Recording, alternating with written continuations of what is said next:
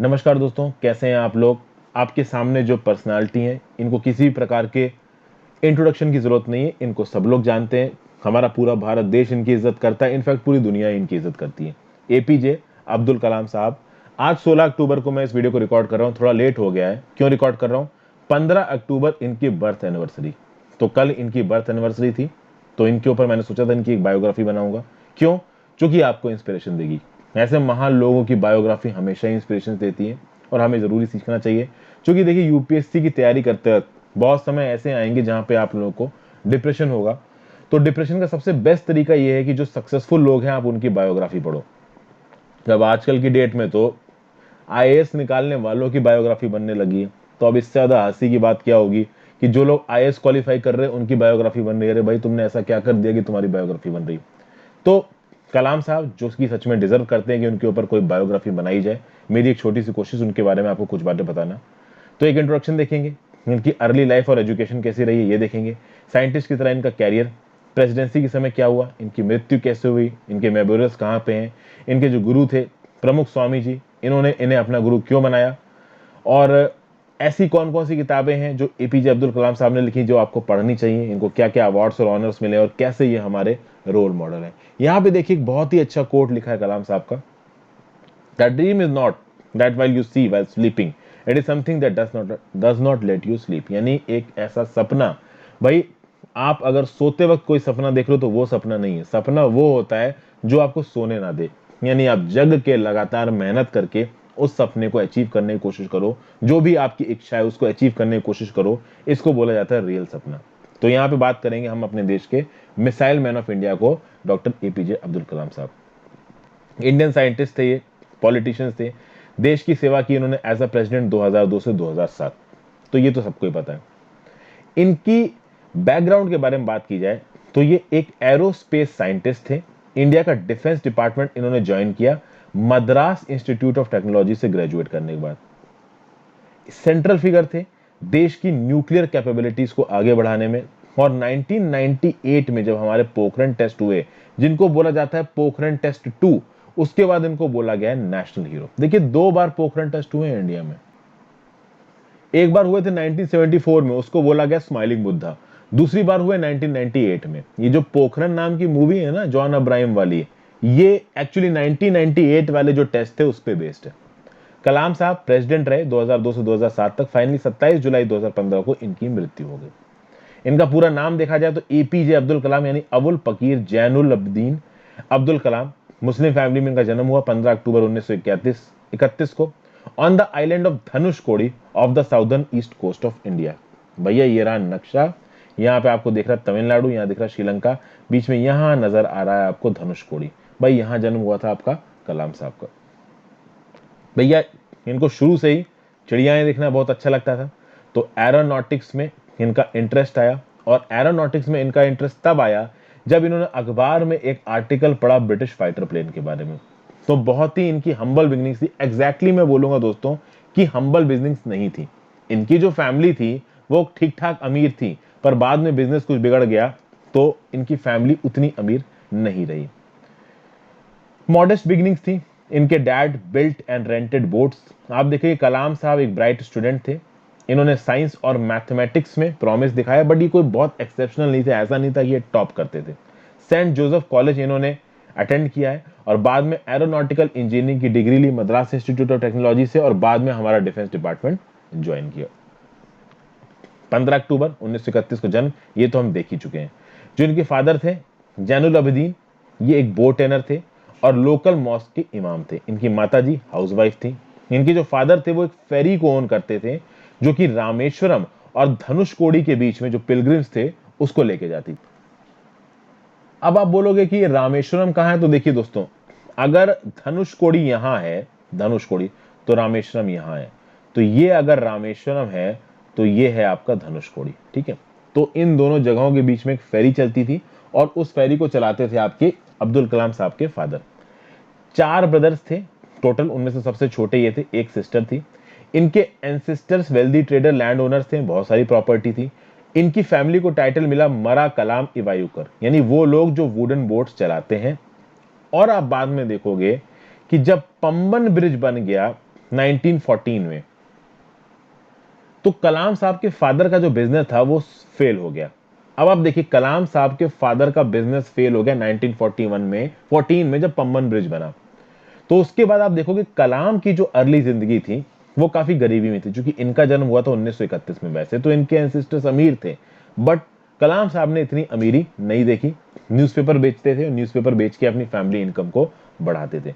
शुरुआत में जो इनके ग्रेड्स थे, जैसा कि मैंने आपको पहले बताया, बहुत एवरेज थे, लेकिन फिर भी इनको ब्राइट और हार्ड वर्किंग कहा जाता था। मैथमेटिक्स को समझने में इनकी काफी रुचि थी। एजुकेशन को इन्होंने कंप्लीट किया शॉर्ट्स हायर सेकेंडरी स्कूल से, जो कि रामनाथपुरम है, और उसके बाद ये सेंट जोसेफ कॉलेज गए तिरुचिरापल्ली, जो कि यूनिवर्सिटी ऑफ मद्रास से एफिलिएटेड था। 1954 में उन्होंने फिजिक्स से ग्रेजुएशन की। जो जर्नी है ना कलाम साहब की, बहुत लंबी है। भले ही इनके एंसेस्टर्स अमीर थे, लेकिन कलाम साहब ने गरीबी देखी है। गरीबी में न्यूज़पेपर भी बेचा है। ये रियल में वो स्टोरी है ना कि एक इंसान बहुत छोटे से उठा और बहुत बड़ा बना।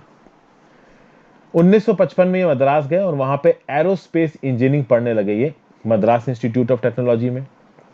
एक बार की कहानी है कि जो इनके कॉलेज का डीन था, वो डीन ने क्या किया कि कलाम के ऊपर प्रेशर डाला।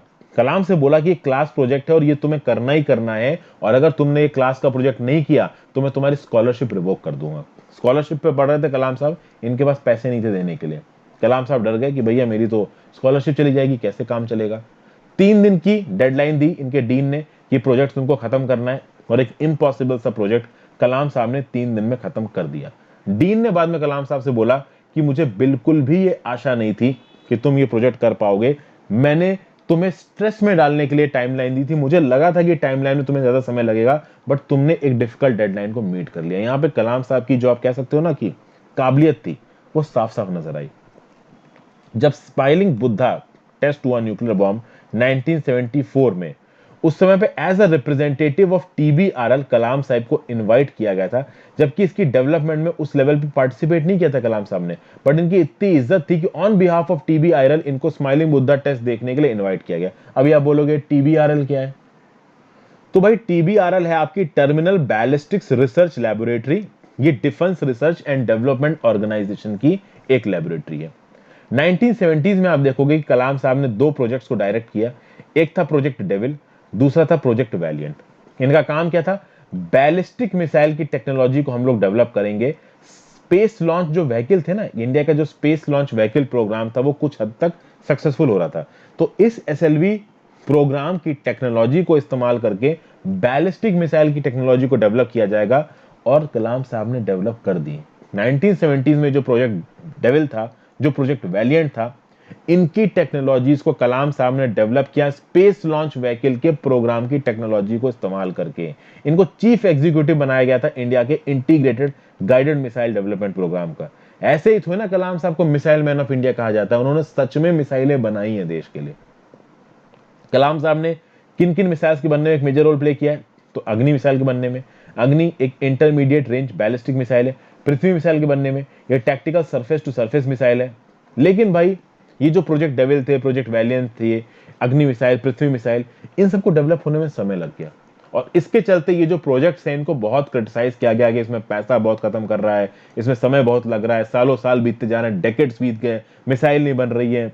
तो उसके लिए अब देखिए कलाम साहब को रिस्पॉन्सिबल नहीं ठहराया जा सकता था। बहुत सी पॉलिटिक्स भी चलती थी उस समय पे, और कलाम साहब पॉलिटिकल आदमी थे नहीं। आगे देखोगे ये चीफ साइंटिफिक एडवाइजर की तरह भी काम करेंगे हमारे प्रधानमंत्री को, और secretary of defence research and development organisation भी रहे ये जुलाई 1992 से दिसंबर 1999 तक। तो सेक्रेटरी रहे डीआरडीओ के फ्रॉम जुलाई 1992 टू दिसंबर 1999, और चीफ साइंटिफिक एडवाइजर रहे टू द प्राइम मिनिस्टर। नवंबर 1999 से नवंबर 2001 तक ये आपके चीफ साइंटिफिक एडवाइजर या प्रिंसिपल साइंटिफिक एडवाइजर रहे प्राइम मिनिस्टर साहब के अंदर। मेरा आपसे एक सवाल है, कौन से प्राइम मिनिस्टर के अंदर ये चीफ साइंटिफिक एडवाइजर या प्रिंसिपल साइंटिफिक एडवाइजर थे? नीचे कमेंट बॉक्स से बताइए। आगे चलते हैं। जो पोखरण 2 न्यूक्लियर टेस्ट हुए हैं आपके 1998 में, उनको कंडक्ट करने में, उसके पीछे की रिसर्च करने में एक बहुत इंपॉर्टेंट टेक्नोलॉजिकल और पॉलिटिकल रोल निभाया आपके कलाम साहब ने। फिर he also served as the chief project coordinator along with Rajagopal Chidambaram during the testing phase. During this period, he came to be known countries best known nuclear scientist, यानी कि जो पोखरण के जो टेस्ट हुए थे 1998 में, वहां पे चीफ प्रोजेक्ट कोऑर्डिनेटर की तरह काम किया इन्होंने राजगोपाल चिदम्बरम साहब के साथ, इसलिए इनको कंट्री का बेस्ट न्यूक्लियर साइंटिस्ट बोला गया। और जब 1998 में जब पोखरण टेस्ट की बात हो रही थी ना दोस्तों, तो बड़ा मुश्किल समय था वो इंडिया के लिए। इंडिया के ऊपर इंटरनेशनल प्रेशर बहुत तगड़ा था। पहले भी इंडिया ने एक बार प्लानिंग की थी और प्लानिंग उनकी सक्सेसफुल नहीं रही थी। इंडिया जो अपनी न्यूक्लियर टेस्टिंग कर रहा था वो कर रहा था पोखरण में। अभी पोखरण एक डेजर्ट है और डेजर्ट ओपन प्लेन इलाका है, वहां पे आप सैटेलाइट से बच नहीं सकते। पाकिस्तान की जो वेपन टेस्टिंग लेबोरेटरीज थी वो थी भैया आपकी हाई एल्टीट्यूड ग्रेनाइट माउंटेन्स में, तो वहां पे एक बार को आप सैटेलाइट से बच सकते हो, लेकिन अभी राजस्थान की रेत के बीच में आप सैटेलाइट से कैसे बचोगे? तो भैया जो यूएस की सीआईए थी वो भैया लगातार नजर रख रही थी। यहाँ पे बहुत कम ऐसे लोग थे जिनको ऑन ग्राउंड इस तरीके के कोई टेस्ट होने वाले हैं इसके बारे में पता था। इनफैक्ट जो सीनियर मेंबर्स थे ना, जो सीनियर काउंसिल ऑफ मेंबर्स थे, काउंसिल ऑफ मिनिस्टर्स थे आपकी अटल बिहारी वाजपेयी जी की गवर्नमेंट में, उनको भी नहीं पता था कि भाई इस तरीके का कोई टेस्ट होने वाला है। उस समय पे जो चीफ साइंटिफिक एडवाइजर थे और डायरेक्टर थे डीआरडीओ के, वो थे डॉक्टर अब्दुल कलाम साहब, और director of the department of atomic energy doctor R Chidambaram. इन लोगों ने चीफ कोऑर्डिनेटर थे, मतलब ये जो प्लानिंग थी, ये जो टेस्टिंग थी हमारे न्यूक्लियर टेस्ट की, ये कैसे करनी थी, इसमें कलाम साहब बहुत हद तक इन्वॉल्व थे। और भी बार के आपके और भी बहुत सारे साइंटिस्ट इन्वॉल्व थे, बट कलाम साहब ने एक बहुत मेजर रोल प्ले किया था हमारे जो पोखरण ब्लास्ट हुए थे 1998 के उसमें। 1998 में along with cardiologist Soma Raju, Kalam developed a low-cost coronary stent named the Kalam Raju stent. अब आप बोलोगे कोरोनरी स्टेंट क्या होता है? देखिए एक डिवाइस होता है जो ट्यूब की शेप का होता है और हार्ट में कोरोनरी आर्टरीज के थ्रू ब्लड सप्लाई किया जा सके हार्ट को, तो वहां पे एक आर्टरी के थ्रू काम करता है ये ट्यूब शेप डिवाइस। तो मतलब हार्ट की डिजीज के लिए और हार्ट की बाईपास सर्जरी में इस कोरोनरी स्टेंट का प्रयोग किया जाता है। 2012 में कार्डियोलॉजिस्ट सोमा राजू और कलाम साहब ने मिलकर क्या बनाया? एक रग्ड टैबलेट कंप्यूटर बनाया जो कि रूरल एरियाज में हेल्थ केयर को मेंटेन करेगा। इसका नाम दिया गया कलाम राजू टैबलेट। तो कलाम राजू स्टेंट और कलाम राजू टैबलेट, ये दो बहुत इंपॉर्टेंट अचीवमेंट्स हैं हमारे कलाम साहब के। अगर प्रेसिडेंटशिप की बात की जाए दोस्तों, तो ये 11वें प्रेसिडेंट थे इंडिया के। इनसे पहले कौन से प्रेसिडेंट थे? तो इनसे पहले थे आपके के नारायण साहब। ये 25 जुलाई 2002 से 25 जुलाई 2007 तक प्रेसिडेंट रहे। और ये तीसरे ऐसे प्रेसिडेंट हैं इंडिया के जिनको प्रेसिडेंट बनने से पहले ही भारत रत्न दे दिया गया था। देखिए 2002 में ये आपके प्रेसिडेंट बनेंगे और इनको जो भारत रत्न था वो 1997 में ही दे दिया गया था। ठीक है, तो इनको पहले मिल गया था। अच्छा, ये पहले ऐसे साइंटिस्ट थे और पहले ऐसे इंसान जिनकी शादी नहीं हुई थी जिन्होंने राष्ट्रपति भवन को ऑक्युपाई किया। इससे पहले जो भी राष्ट्रपति भवन में आए थे वो सब मैरिड थे और वो साइंटिस्ट नहीं थे। ये पहले साइंटिस्ट थे जो राष्ट्रपति भवन में आए, ये पहले बैचलर थे जो राष्ट्रपति भवन में आए। इनको पीपल्स प्रेसिडेंट कहा जाता था। जो सबसे टफेस्ट डिवीजन था, मतलब डिसीजन था इनकी लाइफ का, वो था ऑफिस ऑफ प्रॉफिट बिल पे साइन करना। देखिए दोस्तों, होता क्या है ना, एक प्रेसिडेंट की जो पोस्ट होती है वो बहुत ट्रिकी होती है, क्योंकि प्रेसिडेंट की पोस्ट एक ऐसी पोस्ट है जहां पे आपके हाथ में एक्चुअली में ताकत है नहीं, आप बस एक नॉमिनल अथॉरिटी हो। आप एक नॉमिनल अथॉरिटी क्यों हो, ये मैंने पॉलिटी की वीडियोस में आपको बार बार समझाया है। एक और बहुत आप कह सकते हो कि कंट्रोवर्शियल डिसीजन इनकी प्रेसिडेंटशिप के दौरान लिया गया था और वो था बिहार में प्रेसिडेंट रूल लगाना। हालांकि देखिए, अगर काउंसिल ऑफ मिनिस्टर प्रेसिडेंट से कुछ करने को बोलता है तो उनको करना ही पड़ेगा, कॉन्स्टिट्यूशन से बाध्य है वो। मृत्यु इनकी बहुत अनफॉर्चुनेट सर्कमस्टांसेस में हुई, या अनफॉर्चुनेट कह लीजिए या अच्छा कह लीजिए, क्योंकि इनको टीचिंग करना बहुत पसंद था। 27 जुलाई 2015 को ये शिलोंग गए और शिलोंग में एक लेक्चर इवेंट ये कर रहे थे, आपका डिलीवर कर रहे थे Indian institute of management Shillong में, जिसका टाइटल था creating a liveable planet earth. लगभग शाम को 6:35 पे जब अपना लेक्चर देते हुए 5 मिनट बीत चुके थे, कोलैप्स कर गए। और आखिरी जो इनके वर्ड्स थे, जो इनके साथी इनके साथ खड़े थे सृजन पाल जी, इनको बोला funny boy how are you doing well, are you doing well, मतलब कि मृत्यु के समय पे भी इनको टेंशन नहीं थी, खुशी खुशी बात कर रहे थे। 30 जुलाई 2015 को रामेश्वरम में पेई कुरुम्बू गार्डन है, वहां पे इनका अंतिम संस्कार हुआ with full state honours. 3.5 lakh लोगों ने इसको अटेंड किया। इनके फैमिली मेंबर्स भी थे, प्राइम मिनिस्टर भी थे हमारे, तमिलनाडु के गवर्नर थे, कर्नाटका, केरला और आंध्र प्रदेश के चीफ मिनिस्टर भी आए थे दोस्तों। तो इनकी याद में एक आप कह सकते हो कि मेमोरियल बनवाया गया है। डीआरडीओ के द्वारा पेई कुरुम्बू में, जो कि रामेश्वरम का आइलैंड टाउन है, इनके घर से ज्यादा दूर है नहीं, महात्मा ये अपने नरेंद्र मोदी साहब ने इसको जुलाई 2017 में इनॉग्रेट किया। ये आपको मेमोरियल नजर आ रहा है और इसके बगल में आपको मिसाइल्स के बहुत से मॉडल नजर आएंगे। क्योंकि अब भाई मिसाइल मैन की मेमोरियल के पास है तो मिसाइल्स तो नजर आएंगी। Doctor APJ Abdul Kalam national memorial बनाया गया in memory of Kalam at DRDO Peikarumbu. आगे चलते हैं। इनके गुरु, देखिए इनके स्पिरिचुअल गुरु थे प्रमुख स्वामी जी। अब देखिए कलाम साहब एक मुस्लिम है लेकिन इनके स्पिरिचुअल गुरु एक हिंदू है। आप इसी से समझ सकते हो कि कलाम साहब एक ऐसे आदमी थे जो हिंदू मुस्लिम यूनिटी में बहुत अंदर से बिलीव करते थे। कलाम साहब स्पिरिचुअल लीडर से मिलना बहुत पसंद करते थे। इनको ऐसा लगता था कि कुछ ऐसे स्पिरिचुअल लीडर्स हैं हमारी सोसाइटी में जिनके अच्छे आइडियाज से एक प्रॉस्पेरस स्पिरिचुअल और यूनिफाइड इंडिया प्राप्त किया जा सकता है। ये एक प्रमुख स्वामी साहब से मिले। ये एक हिंदू गुरु हैं, बीएपीएस स्वामी नारायण संप्रदाय के, और कलाम साहब ने इनको अपना स्पिरिचुअल टीचर और गुरु माना। आप देखिए 30 जून 2001 में दिल्ली में कलाम साहब मिले थे प्रमुख स्वामी जी से, और उसके बाद प्रमुख स्वामी जी से कई बार मिले कलाम साहब आगे आने वाले 14 सालों में। और इन समय में प्रमुख स्वामी जी को पूरी तरीके से अपना गुरु माना किसने? कलाम साहब ने। ओके, कलाम साहब ने बोला कि उनको प्रमुख स्वामी जी की इक्विनामिटी और कंपैशन बहुत ज्यादा पसंद है, और यह भी बोला है कि भैया प्रमुख स्वामी जी की वजह से उन्होंने एक चीज लिखी है, transcendence my spiritual experiences with प्रमुख स्वामी जी। तो ये जो किताब लिखी है कलाम साहब ने, transcendence my spiritual experiences with प्रमुख स्वामी जी, यहाँ पे कलाम साहब ने अपने आइडियाज बताए हैं और प्रमुख स्वामी जी के आइडियाज ही बताए हैं। कुछ और किताबें देखते हैं जो कलाम साहब ने लिखी है। तो विंग्स ऑफ फायर कलाम साहब ने लिखी है। यहाँ पे कलाम साहब के ऑप्टिमिज्म की बात होती है। यहाँ पे ऑटोबायोग्राफी आप कह सकते हो उसको कलाम की, कैसे एक बच्चा जो कि न्यूज़पेपर बेचता था वो साइंटिस्ट बना। बहुत ही इंस्पिरेशनल किताब है। आप चाहो तो विंग्स ऑफ फायर जरूर पढ़िए, इट इज वर्थ रीडिंग अगर आपके पास समय है तो। 2020 vision for the new millennium इन्होंने लिखी, इंडोमिनेटेबल स्पिरिट, टर्निंग पॉइंट्स, इन सब में कुछ ना कुछ लेसन दिया है कलाम साहब ने। Envisioning and empowered nation, ignited minds, the life dream, mission India, inspiring thoughts, सी बहुत सी किताबें लिखी हैं। देखिए ये उनके टाइटल भी हैं आपके सामने, कवर्स भी हैं उनके सामने, आप चाहो तो उनको देख सकते हो। एक किताब जो मैं आपसे बोलूंगा विंग्स ऑफ फायर जरूर पढ़िए, बहुत ही बेहतरीन किताब है। अगर इनाम की बात की जाए तो भैया इनको 7 ऑनररी डॉक्टरेट्स मिले। डॉक्टरेट्स का मतलब क्या होता है कि बड़ी बड़ी जो विदेश की फॉरेन यूनिवर्सिटीज होती है ना, वो जब किसी को ऑनर करती हैं तो डॉक्टरेट की डिग्री प्रोवाइड करती है। तो 40 यूनिवर्सिटी से इनको 7 ऑनररी डॉक्टरेट्स मिल चुके हैं। पद्म भूषण मिला 1981 में, विभूषण मिला 1991 में, इसरो और डीआरडीओ में जो उन्होंने काम किया और जो भी इन्होंने साइंटिफिक एडवाइजर के लिए गवर्नमेंट के लिए किया। 1997 में इनको भारत रत्न दिया गया साइंटिफिक रिसर्च के लिए, मॉडर्नाइजेशन ऑफ डिफेंस टेक्नोलॉजी के लिए।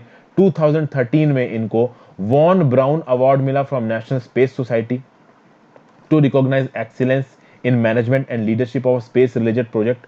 2012 में जो आउटलुक इंडिया पोल हुआ ग्रेटेस्ट इंडिया का, उसमें नंबर 2 पे थे कलाम साहब। और तमिलनाडु स्टेट गवर्नमेंट ने इनके बर्थडे 15 अक्टूबर पे ये अनाउंस किया कि भैया स्टेट हर साल 15 अक्टूबर पे यूथ रेनेसा डे मनवाएगा। तो आप सिंपल बात बोल सकते हो, youth of the Indian nation के लिए बहुत बड़ा इंस्पिरेशन है। तो अगर आप लोगों को इंस्पिरेशन लेना है दोस्तों, तो सिविल सर्वेंट जो एग्जाम निकालते इनकी बायोग्राफी देखने के बाद, ये किससे शादी कर रहे हैं, कहाँ फोटो बना रहे हैं, कहाँ जाके काम कर रहे हैं, इसको देखने के बजाय आप इस तरीके के लोगों की बायोग्राफी पढ़िए। क्योंकि देखिए सिविल सर्विसेज के एग्जाम को बस 4 पेपरों को लिख के प्रीलिम्स दे के पास करने की तरह मत देखिए।